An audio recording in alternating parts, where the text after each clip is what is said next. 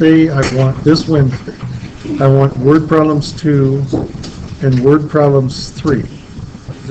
Wednesday. If you can't get word problems 3 done by Wednesday, then you can hand them in Friday. Okay.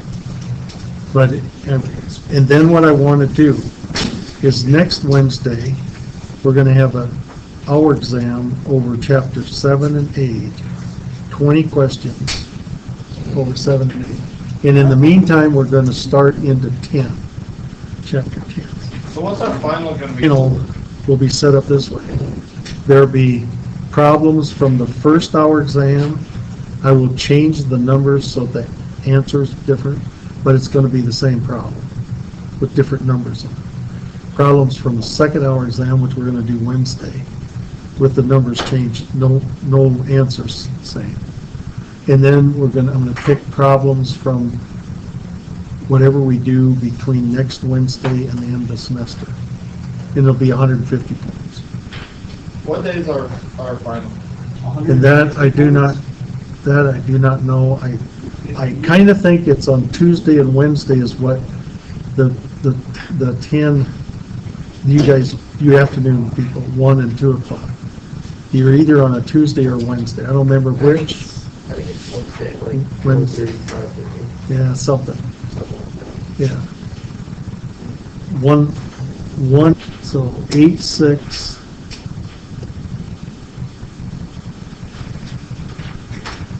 And problem 19. Now what I've been doing is that there is a method by which you can compile the information that's given to you. And then you can figure out from that compiled information what the equation is that you want to use in order to solve the problem. And I'll do it that way for all the problems. If you have a shorter way to do it, that's fine with me, I don't care, as long as you get the answer. Because these problems, even problems, there's no answers that you have available. So I'll grade it, I'll grade the thing, I'll grade your answer, and I'll grade your process. So 19 says commuting from work to home, a lab technician traveled 10 miles at a constant rate through congested traffic. On reaching the expressway, the technician increased the speed by 20 miles per hour. An additional 20 miles was traveled at the increased speed. The total time for the trip was 1 hour. Find the rate of travel through congested traffic. So what you do to do this method, it's rate times time equals distance, is the formula that it generally applies.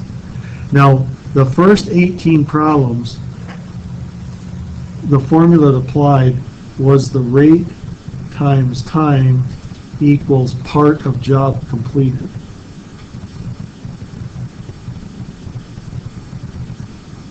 So when you're going back and looking at those, you can look at the YouTube if you weren't here last Monday, but that's what it is. It's the same kind of setup that you do with that.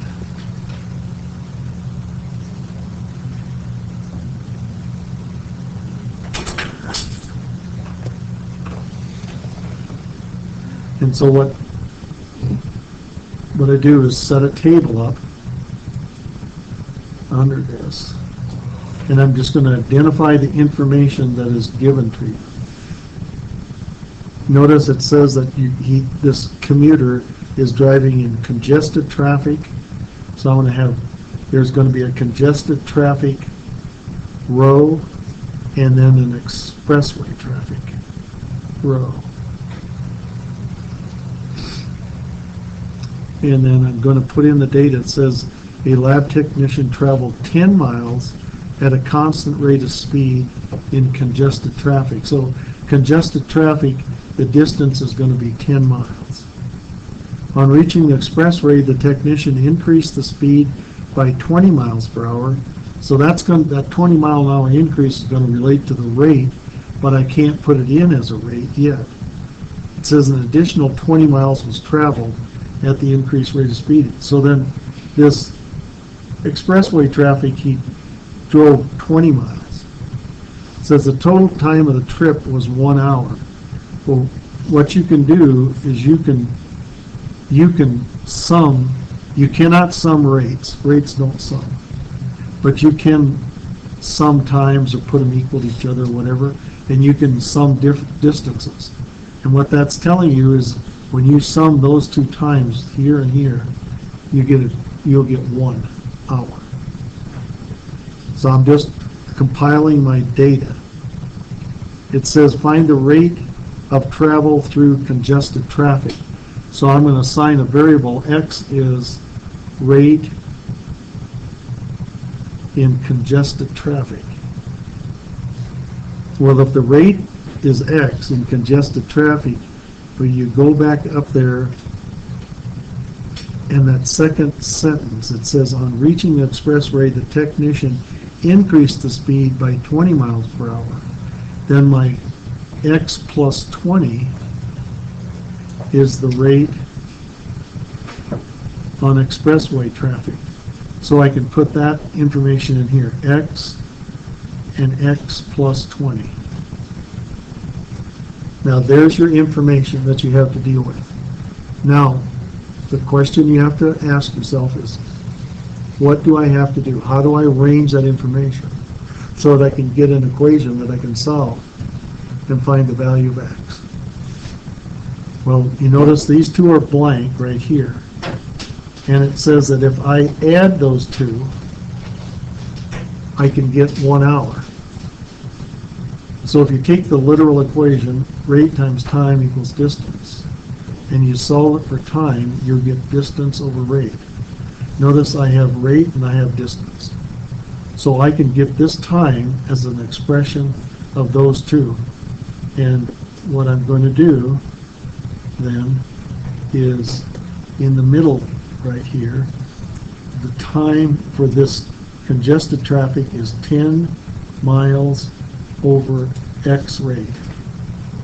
And the time in expressway is 20 miles over X plus 20. Now I said if I add those two, I get 1 hour.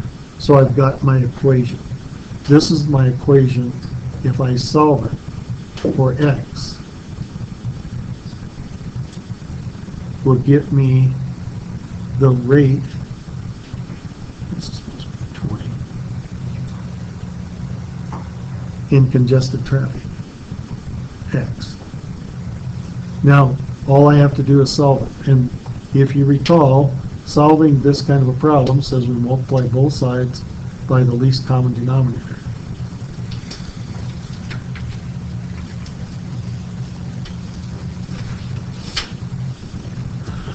And that means when I take this times this first one, the x's go out and I have 10 times x plus 20. When I multiply this by the second term, I have 20x. And then I distribute this. This is x squared plus 20x. Now notice this is going to be a second degree polynomial. So the process for solving that is what? Get 0 by itself, factor it, and then set it equal to 0, right? So what I'm going to have to do is get everything on one side and 0 on the other side. I'm going to have to distribute here.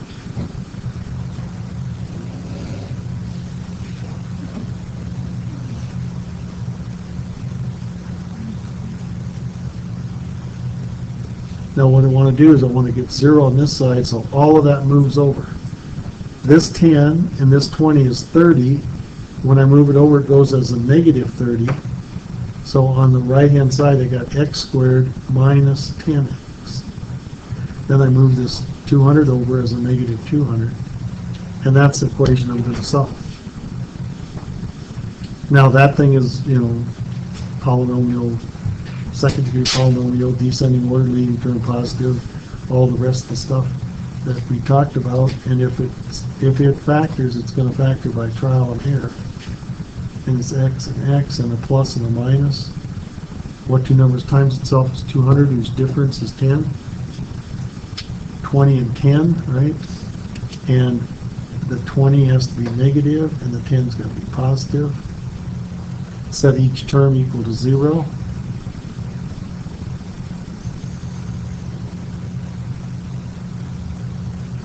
And this says x is equal to a minus 10. Well, that can't be. This says x is equal to 20, and 20 miles per hour is my answer to my problem. So the rate in congested traffic is 20 mile per hour, and that's what they asked me to solve for, and that's the answer.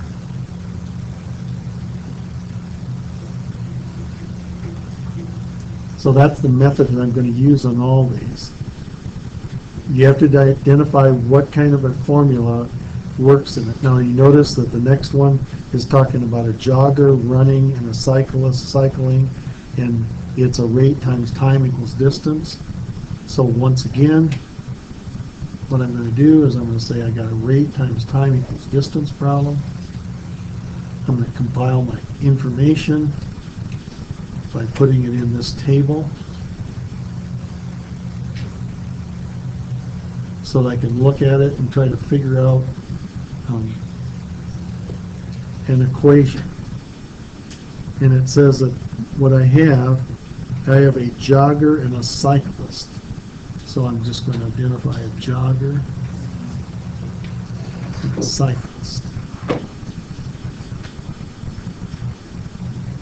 And it says, the first sentence says a jogger can run 8 miles in the same time. So he goes 8 miles in the same time a cyclist goes 20 miles. So that suggests what about the times?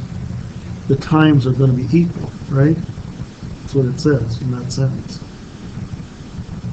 It says the rate of the cyclist is 12 miles per hour faster than the rate of the jogger. It says find the rate of the jogger and that of the cyclist. So we're going to find both of them. We want to find the rate of the jogger, so I can just let x be the rate of the jogger.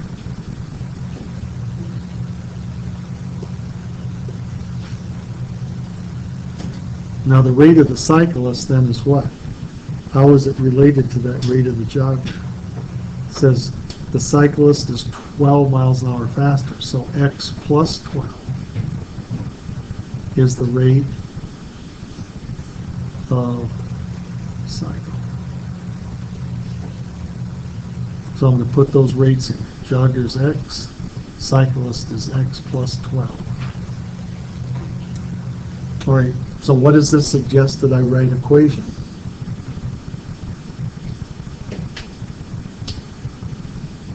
Well, if I use my literal equation, rate times time equals distance, and I solve for time, I can get these two times, right, in terms of rate and distance. So the first time is going to be what? Distance of 8 over a rate of x, and the second one is a distance of 20 over a rate of x plus 12. So what's my equation going to be?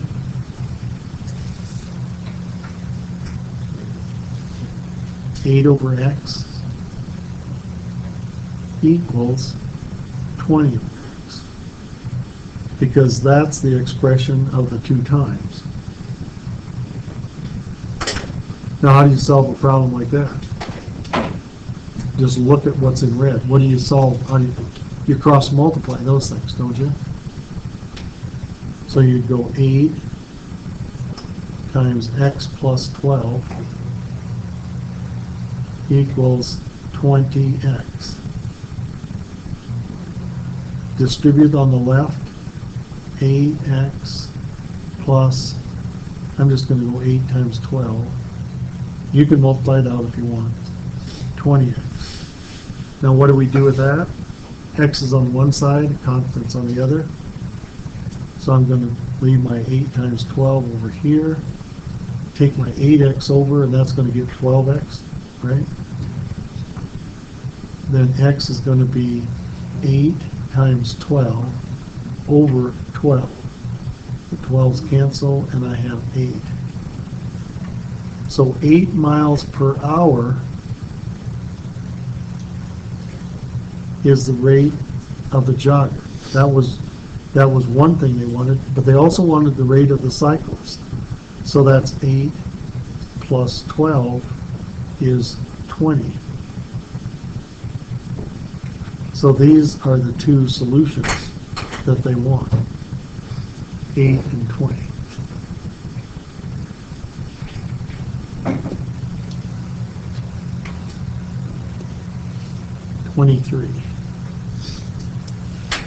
To assess the damage done by a fire, a forest ranger traveled 1,080 by jet and then additional 180 by helicopter. Rate of the jet is 4 times the rate of the helicopter. The entire trip took a total of 5 hours. Find the rate of the jet. So once again, what is it? It's a rate times time equals distance problem.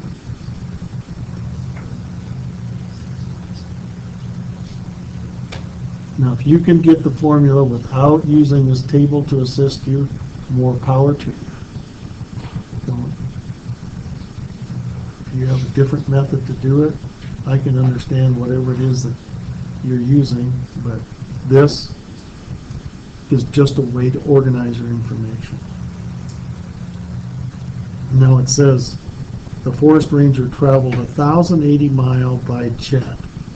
So I'm going to have two ways. I'm going to have a jet that he goes by and a helo. Now he goes 1,080 by the jet, and he goes 180 by the helicopter. Those are both distances. So the rate of the jet is 4 times the rate of the helicopter. The entire trip took 5 hours. That 4 times that rate, I got to kind of defer that. But this, you can total things. Remember I told you, you can sometimes take difference of times, put times equal to each other. You cannot do that with rates. You can also do the same thing with distances. Some take differences of them, whatever it is. But it says the total time is 5 hours, so that suggests that that is 5 when I do what? When I add those two together. Now find the rate of the jet. Now there's 2 ways you can set this up, and I'm going to set it up. X is the rate of jet. Now then, the rate of the helicopter then,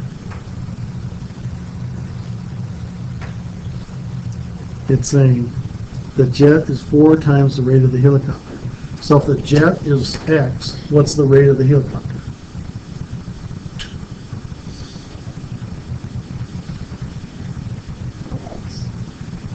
It's X over 4, right? See, if you set it up this way, if you let X be rate of helicopter, then rate of jet is what? 4X. Because the jet's 4 times as fast. But if you set X to be the rate of the jet, then the rate of the helicopter is X over 4. Correct? Now you can set this up as I did in the black, or you can set it up as I did in the green. But if you set it up in the green, what have you got to remember? When you solve the problem, you're going to get what? How fast the helicopter is going. And what's it asking you for? Find the rate of the jet. So when you solve it the green way, your answer is not going to be what X is. It's going to be 4 times what X is. This is the answer when you do it this way. This is the answer when you set it up this way. Does that make sense? Just remember, because if you solve it and you do it the green way and you get X is equal to whatever that is, and you say that's the answer to the problem, it's what? It's wrong. It's 100% wrong. So just be aware of whichever way you do it, and it makes no difference. You can get the answer either way. Now then, the times. Notice that if you get the times, you add them together, you'll get 5, you get an equation, correct? So what are you going to put in here for time? 1080 over x. The time here is going to be 180 over x over 4. Now, reducing that can be a little bit tricky. You know, it might be easier to do it the green way, but. So now my equation is, if I sum those two times,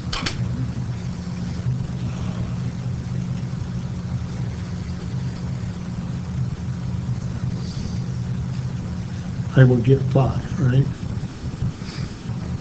Now I'm going to look at this particular thing right here, and I'm going to rewrite that. You see, that's 180 times 4 over x, right? You invert the denominator, multiply, and this is plus 1080 x equals 5. Now if you invert that thing and multiply, then your least common denominator is going to be what? X. So you multiply both sides by x. You distribute through there. When you take this one times this one, you get 1080. The next one, and I'm going to go ahead and multiply this out. 4 times 180 is 720, right? Equals 5x. So this is 1800 equals 5x. So x is going to equal 360 mile per hour jet, because that's what I put x to be. Now if you do it the green way, what is x going to be? It's going to be a fourth of that, right? You'll get 90. If you do it the green way, you'll get x is equal to 90 rate of helo. And be sure you don't call that the answer. Don't say 90 is the rate of the jet, because then what you'd have to do is 4 times that 90. It's 360 rate of jet. Okay.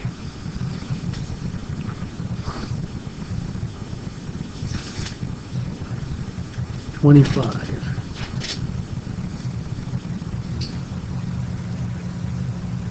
It says the rate of a bicycle is 7 miles per hour greater than the rate of the long distance runner.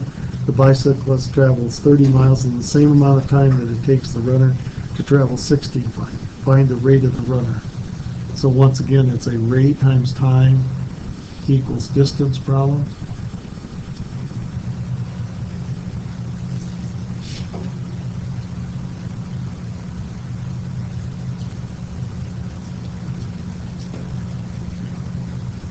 And I got a runner and a bicycle. And it says the rate of the bicyclist is 7 miles greater than the rate of the runner. Now notice, if you look at the bottom, it says find the rate of the runner. So in terms of rates, I would want to put x as what? Rate of runner. Then x would be my answer. Then the rate of the bicyclist would be what?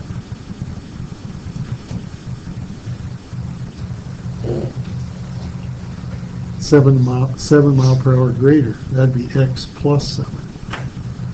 So I'd have runner's x, bicyclist x plus 7. Then you go on and read the cyclist travels 30 miles. Bicycle's going to go 30 miles. Same time it takes the runner to go 16. So now times aren't calculated, but what's true about the times? They're equal, right? Saying these two things are going to be equal. So now I can put, once again, do rate times time equals distance, solve for time is distance over rate, and do 16 over x, 30 over x plus 7, and I have my equation, right? 16 over x equals 30 over x plus 7. I'm not going to solve that out. It just, x is going to be your answer, and you just cross multiply, right? That's easy once you get to there. Setting that up is what's difficult. 27. It says a car is traveling at a rate of 36 miles per hour greater than the rate of the cycle. Car travels 384 miles in the same time it takes cyclists to travel 96. Find the rate of the car. Once again, same kind of problem, right? Rate times time, distance.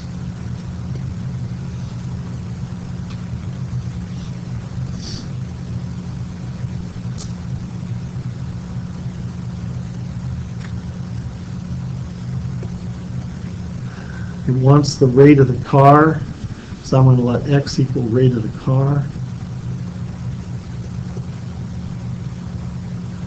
And it says a car is traveling at a rate that is 36 miles per hour greater than the rate of the cyclist.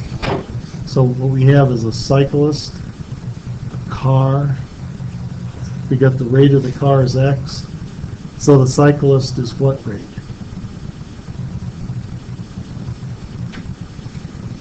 X plus 36. X minus 36? He's going 36 mile an hour slower, or the car's going 36 mile an hour faster.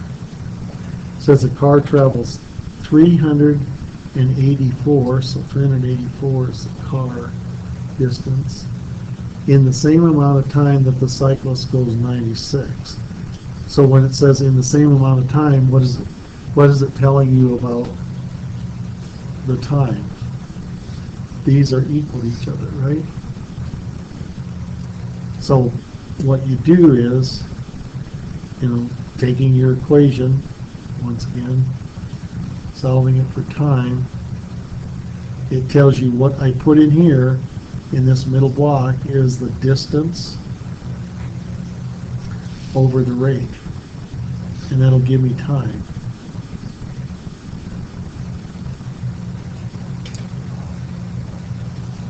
So now my equation is 96 over x minus 36 equals 384 over x. And then you cross multiply, right? We've done those kinds of problems before. So.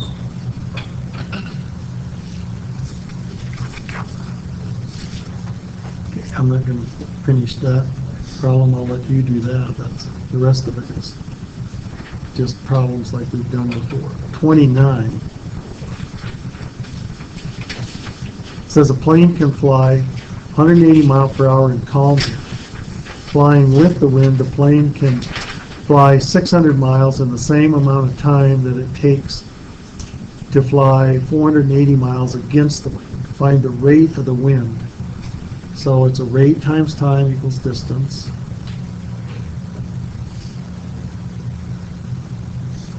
And set my table up for that.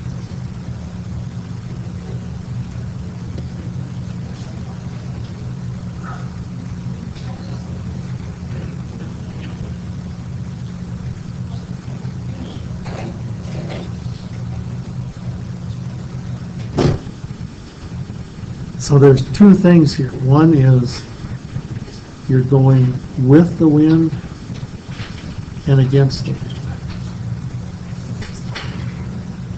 The plane flies in the air, right? In its medium that it's flying is in the air.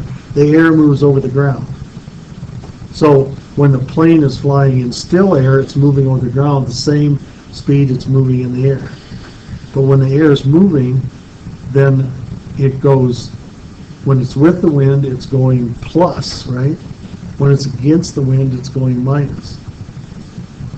Okay, I got my private pilot license, I got a pilot license. When I learned how to fly, do you know where you practiced when you took off? When you took off from the airport and you went to practice, you had to practice stalls and spins and all of those approach to landing, whatever it is. Do you know which way you went? Which way do you think you went to practice from the airport?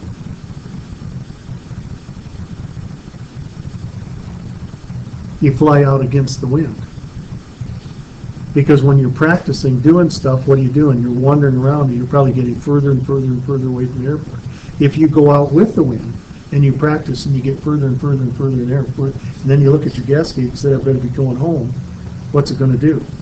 It's going to take you forever to get back because you're going to go against the wind coming back.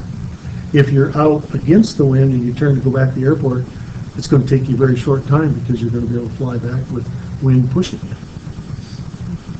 That's an important thing about wind. When you fly from one place to another and they tell you we're going to be late because we had headwinds, you go winds aloft and you can get 60 to 120 mile an hour winds up aloft. You know, a plane that's going 280 mile, 300 mile an hour, flying against the wind that's 100 is only going, 100 mile an hour. That's when you run between gates to get your next plane, right? Because you come in late. That's what this is about. So X is the rate of the wind.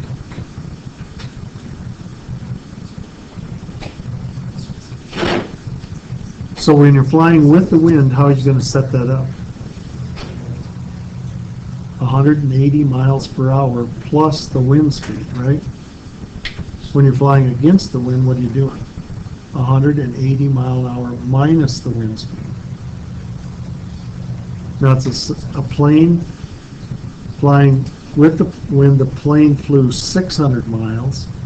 So with the wind, it's going 600 miles in the same amount of time. So it's saying these times are equal as it flew 480 miles against the wind. So what are you going to do? You go 600 over 180 plus X, right? And then 480 over 180 minus X. And now you have your equation, right? 600 over 180 plus X equals 480 over 180 minus X. And you cross multiply.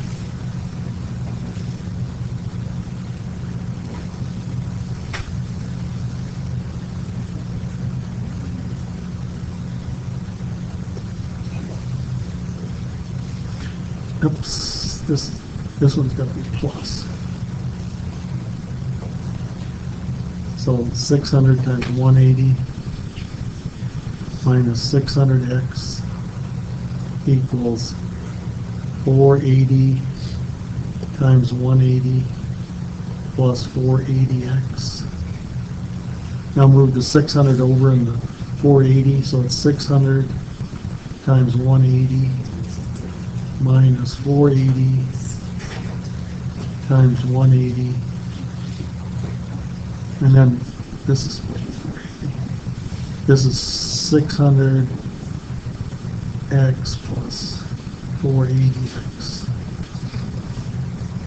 So we got 1,080 here. If I take 180 out, this is 600 minus 480 times 180, and then 600 times minus 180 is 120, and then divide both sides by 1080. That's what X is going to be.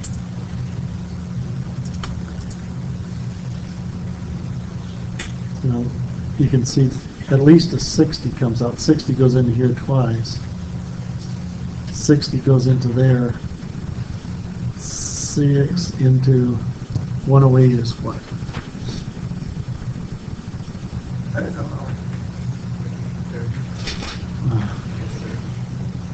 one goes once in 480, 48, 6 eighths or 48, 18. I could have divided the thing in there evenly. 9 times 9 goes in here, 20. So X equals 20 mile an hour. That's the speed of the wind, right? That'd be pretty heavy wind. If you had a little plane, you might get blown over. 31.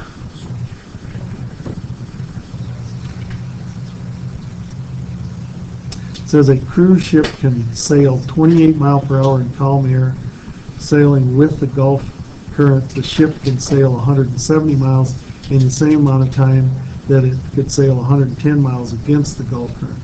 So this is the current. Ocean currents are just like, or going up and down a river is just like flying in wind. It's a rate times time equals distance.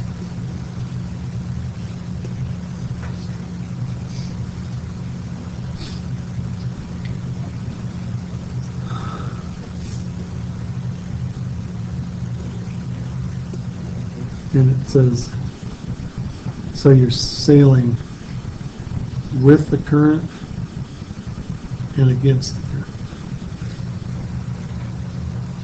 It says, cruise ship can sail 28 miles an hour in calm water, and they want to find the rate of the Gulf current. So X is the rate of current. So it's going to be 28 plus the rate of the current, 28 minus the rate of the current. It says it can sail 170 miles in the same amount of time, so these times are going to be equal. When it's with the current, it goes 180 miles, 170. I don't know where I got 180. It says 170. Same amount of time, it goes 110.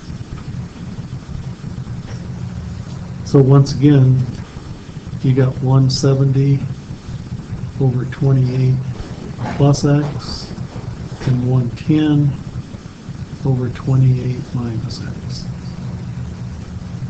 So your equation that you're going to solve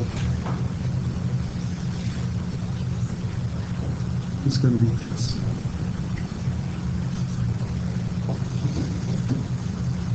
And you just cross multiply, right? And solve it.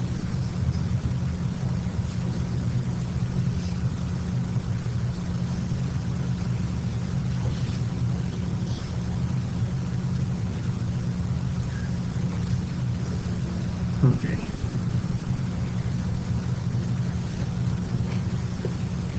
So I'll look at 33.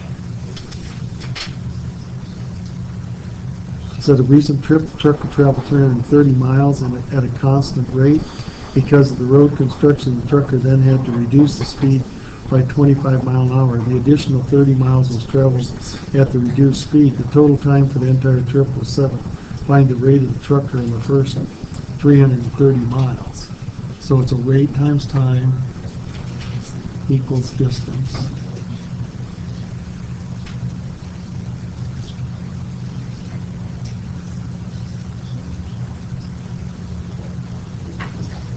And what we have is we have the first part of the trip and the second part, right?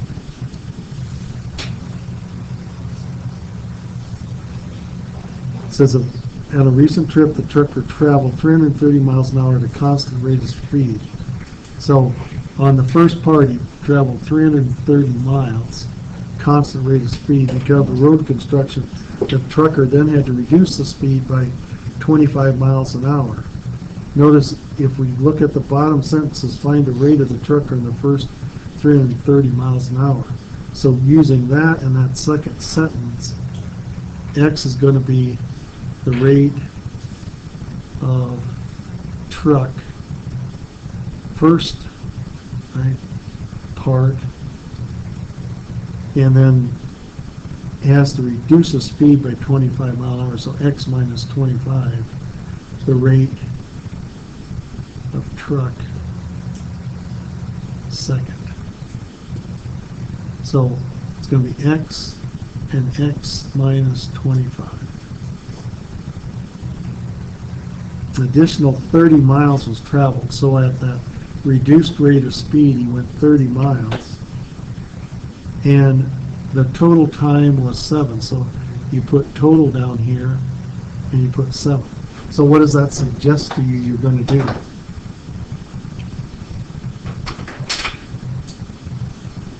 Add the times together, right? You put a plus, and then this will be 330 over x. This will be 30 over x minus 25. So your equation that you're going to solve is 330 over x plus 30 over x minus 25 is going to equal 7. And then you just solve that. How do you do it? Multiply both sides by the least common denominator, right? That's going to be x times x minus 20. That's going to be a quadratic, isn't it? This is going to be 330 times x minus 25 plus 30x equals, that's 7, so you distribute that 7 through there. 7x squared minus 7 times 25. What is that? That's 175 x. So you're going to have to get 0 by itself and factor it, and one thing another. I'll look at 35. It says a mason can construct a retaining wall in 10 hours. The mason's more experienced apprentice can do the same job in 15 hours. How long would it take the mason's less experienced apprentice to do the same job working together? All three can complete the job in 5 hours. Well, this is a rate times time equals part of job completed. This is like the first two problems, the first 18. But this one has 3 components to it. So what you have is you have the mason, you have the experienced helper, and the inexperienced helper. If you remember, when the rate is always, it says a mason can do the retaining wall by himself in 10 hours. So his rate is 1 over 10. It says the mason's more experienced apprentice can do it in 15 hours by himself. So his rate is 1 over 15. And it says how long will it take the mason's less experienced? That's what we don't know. So x is time for less experienced to do job by himself. If he can do the job in x by himself, then 1 over x is his rate per hour. It's always that way in these work problems. It says how long would it take the masons? Okay, and it says working together, all 3 men can complete the job in 5 hours. So what it is, this thing is saying that each one of them worked 5 hours. And when they get done, they get a total of 1 job done. That's right here. So that suggests to us that we multiply across 5 over 10, 5 over 15, and 5 over x, and we sum those 3 and we get 1. 5 over 10.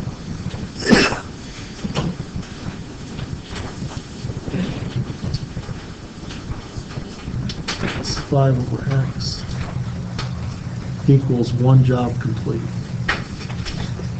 I'm going to reduce this down 1/2 plus 1/3 plus 5 over x equals 1. Multiplied by the least common denominator, 2 times 3 times x. So the first one is 3x plus 2x plus 2 times 3 times 5 equals 2 times 3 is 6 times x. So this says 5x plus 30 equals 6x. If I move the 5x over, the less experienced person can do it in 30 hours.